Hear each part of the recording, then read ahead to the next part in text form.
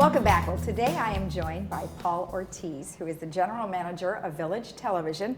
But today he is here on behalf of Thrive. Well, Paul, I don't think we ever get to sit in this situation, so this is great. Yeah, it's good to be on the set and talk a little bit about something else in Village Television. Thrive has been a process that we've been through for a long time now. It actually started with Humans in New York. That was a book that was pretty popular in 2010.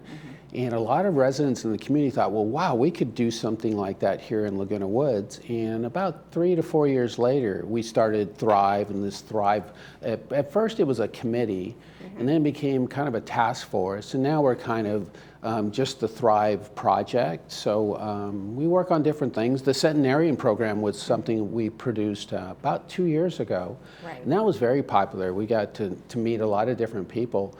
And luckily, we have the support of the video club to put those kind of programs together, and that got us some traction and got some feel-good things, because that's really what Thrive is about. It's trying to get people. There's so much negativity, right, in social media and television, that we all thought, like, let's bring something positive, and let's focus on people in our community that are really prospering during their time here in Laguna Woods Village. And that's really the main objective of Thrive the last couple of years, and the centenarian program was a great example of that.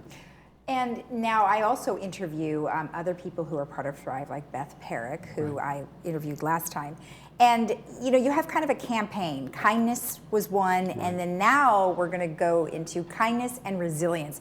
I think because of COVID-19, there's been a lot of great stories that have come out of that. Right, and that's kind of this process. So we had a lot of, like I said, traction with the centenarian program, and then we had some projects we wanted to work on, and then the COVID hit, and that kind of like set us back again. But now we're really ramping up that we can talk about kindness and resilience and stamina and some of the things that we're able to work with the recreation department. As the community starts to open, that's going to be our entry to really getting the message out that we want to the community. So hopefully once we have Woodstock and some of the baby boomer events and some of the health expos out in the community, we'll have a little table or a little booth set up with some of our stuff and kind of talk to people about how they can be a part of Thrive.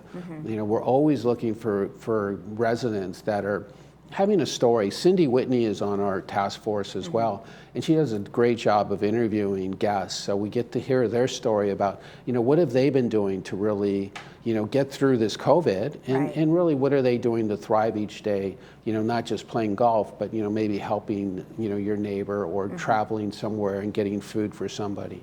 Yeah, those are the stories we're looking for. So there was a situation where we were actually looking for volunteers to help people who were maybe stuck at their home to be able to get the vaccination. So, and a lot of people did come forward to help those people, and that way we were able to visit them personally to give them the vaccine. So that's probably one of those stories. Yeah, those are exactly the kind of stories that we're looking for, and we're hoping to continue with not only the members in our task force, but obviously as the word gets out, we'll be able to, kind of encourage other people to, participate. Participating is the big key, when we're trying to put a campaign together.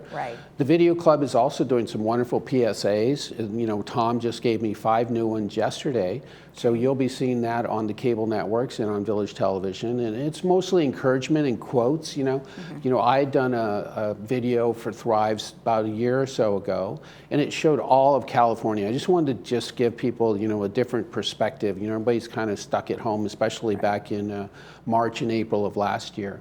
And so we put a bunch of quotes that had Thrive within the quotes, and that was kind of, that actually received a nice response from the community.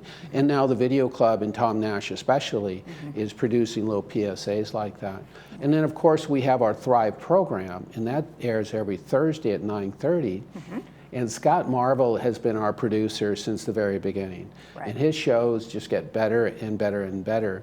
And unfortunately with COVID, we've had to show a lot of reruns just because, we're not making contact with people yet.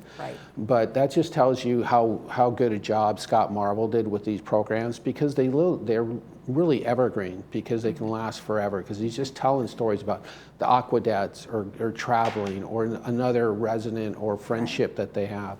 And that show does air every Thursday at 9:30 here on Village Television, and it's well watched, and we're proud to have it. Well, it sounds great, and I'm sure you guys have a lot going on for the rest of the year, and we look forward to seeing more of that. Absolutely. You'll see more PSAs on Village Television and throughout the cable networks. And then as soon as we heard Jeff Parker say recently, as soon as some of the facilities start to open up, we'll slowly start to ramp up our campaigns, and we'll be sure to get that information out to our community, and hopefully they'll be able to help us out as well. All right, sounds good. Thank you for your time. Yeah, thanks for having me. And remember that the Thrive campaign for this year is kindness and resilience. We'll be right back.